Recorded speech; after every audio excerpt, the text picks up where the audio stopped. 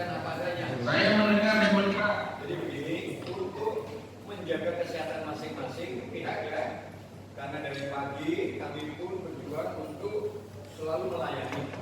Namun demikian dengan keterbatasan tenaga kami, untuk perkara ini akan kami lanjutkan nanti hingga hari Rabu ke depan dengan catatan jam 10 tepat kita mulai persidangannya. Lebih semenit kurang semenit pada ya. Mendengar? Jangan ganggu aja. Mendengar? Ini mata tuh nggak begitu lihat. Mendengar yang mulia, walaupun aku sedikit, tapi saya mau menjelaskannya. Jadi kalau memang tidak jelas sekali, nanti ada penasihat hukumnya bisa menyambungkan ya apa yang kami sampaikan barangkali karena sinyal barangkali seperti ini. Jadi perkaramu nanti akan dilanjutkan. Ya tunggu dulu. Jadi ini Mbak Angel ini masih kita butuhkan keterangannya hingga hari Rabu ke depan. Paham ya? Ya, yang mulia. Ya, kangen kalian hilang. Ada lagi, Pancasila mungkin ada disampaikan. Cukup ya, jangan banyak-banyak. Saudara memahami kalau hari Rabu ke depan sekitar jam 10 sudah ada di sini, kita jam 10 kita mulai. Gitu ya. Ada pertanyaan lagi dari masing-masing ini, kalau tidak ada kami menyatakan ditutup ya. Gimana? Cukup ya? Satu pertanyaan, apakah besok minggu depan kami bisa menayangkan bersama? Boleh. Termasuk termasuk penuntut umum. Tapi lapor jangan pinjam. Iya. Kalau masing-masing. Ya kan tegas saja kita. Iya betul. Ya, kalau jangan pinjam.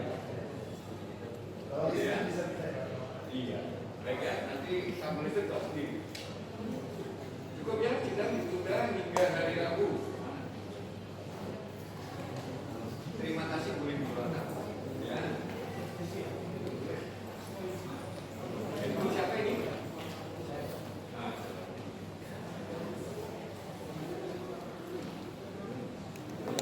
Bismillahirrahmanirrahim. Terima kasih. Sebelum saya menjelaskan seluruhnya, saya tidak bertanggung jawab terhadap statement saya yang diupload, diunggah, dikutip oleh media-media yang tidak punya izin. Terima kasih.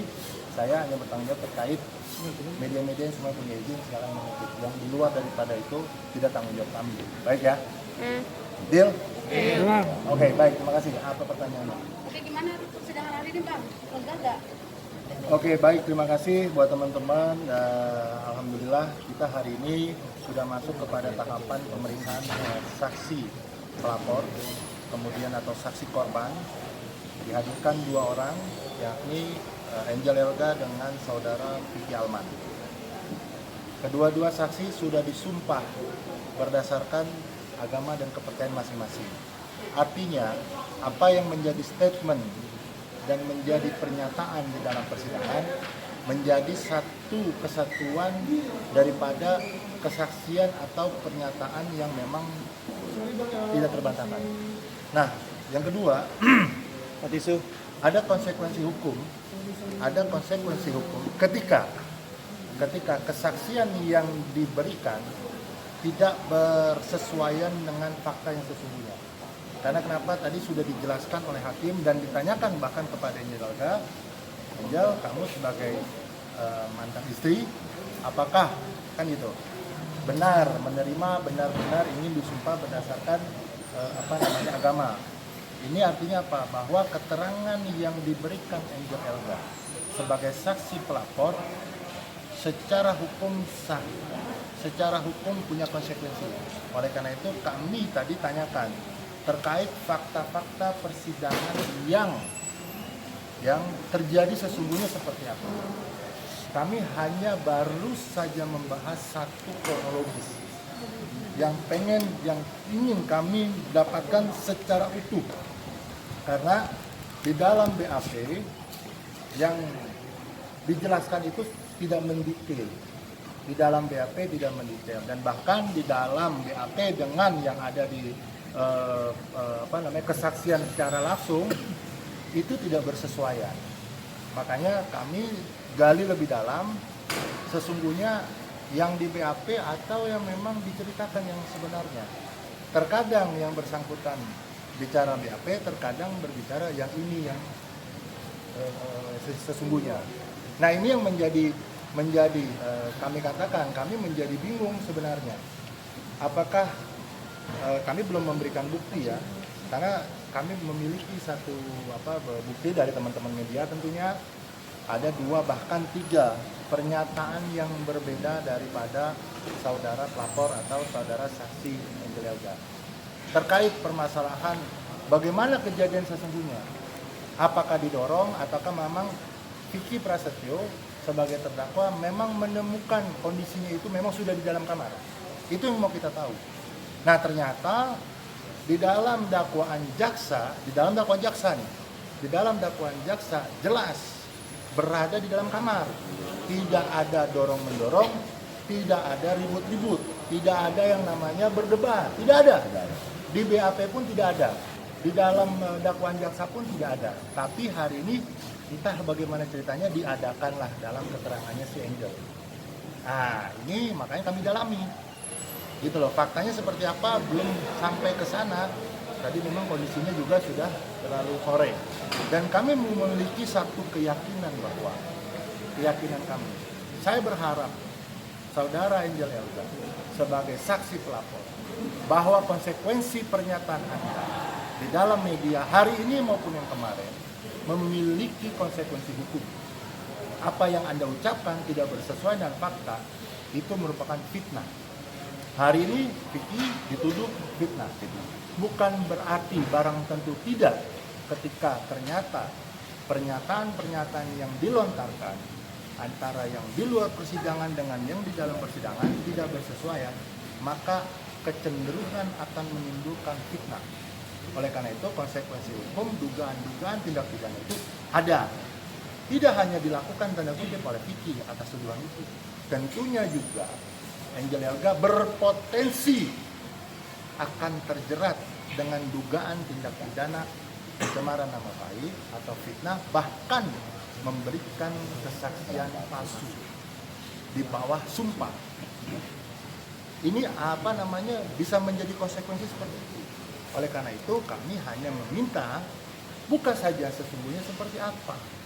Jangan kemudian diceritakan yang tidak bersesuaian dengan fakta, ditambahkan atau bahkan dikurangi, karena di dalam persidangan pasti akan terungkap.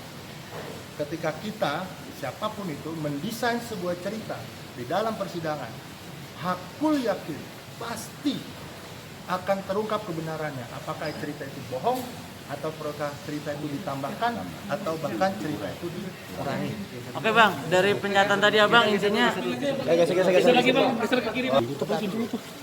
dari rangkaian yang disampaikan cerita oleh saudara Angel Elga sebagai saksi pelapor atau saksi korban, dan ini merupakan saksi fakta, jelas disebutkan di dalam BAP, bahkan di dalam surat dakwaan jaksa, Vicky Prasetyo sebagai terdakwa menemukan istrinya, mendapatkan istrinya di dalam kamar bersama laki-laki lain. Ini menjadi fakta yang tidak terbantahkan. Kemudian di-create cerita, ada dorong-mendorong, kemudian ada ketakutan dan sebagainya, tidak tergambarkan secara rinci. Dan dia, saudara Angel Elga, tidak bisa memberikan keterangan secara rinci, detail terhadap kejadian itu. Padahal dia adalah saksi fakta yang mengetahui orang yang melaporkan, masa tidak bisa memberikan secara perinci apa yang terjadi.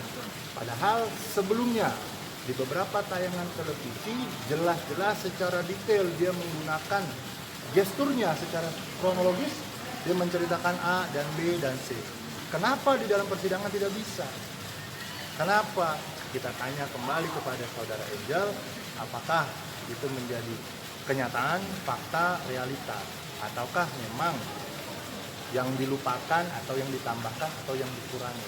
sekali lagi saya tegaskan, sangat tegas kepada saudara Angel bahwa kesaksian yang diberikan di bawah sumpah yang tidak bersesuaian dengan fakta dan realita adalah merupakan kesaksian palsu yang tentunya menjadi tindak pidana ketika memang pihak-pihak tertentu atau pihak yang merasa dirugikan terhadap kesaksian itu membuatkan laporan kepada pihak polisian. Nah, ini yang perlu ditegaskan dan disadari oleh saudara Angel sebagai pelapor. Tentunya jangan bermain-main dengan cerita-cerita yang tidak bersesuaian dengan fakta. Dan saya garis bawahi, kami tim kuasa hukum akan mampu dan akan kami kejar pembuktian-pembuktian itu. Akan kami kejar dan akan kami dalami cerita-cerita yang sesungguhnya. Faktanya seperti apa? Karena ini jangan lagi ada cerita seolah-olah saya sudah memberikan keterangan di BAP, silakan saja di BAP. Ini persidangan. Ini persidangan. Fakta yang didengarkan, keterangan yang didengarkan adalah keterangan yang ada di dalam sidang, bukan yang ada di dalam BAP.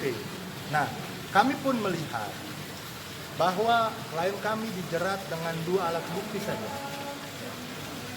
Ya, 2 alat bukti saja. Apa itu? 1, SP3, surat penghentian penyidikan.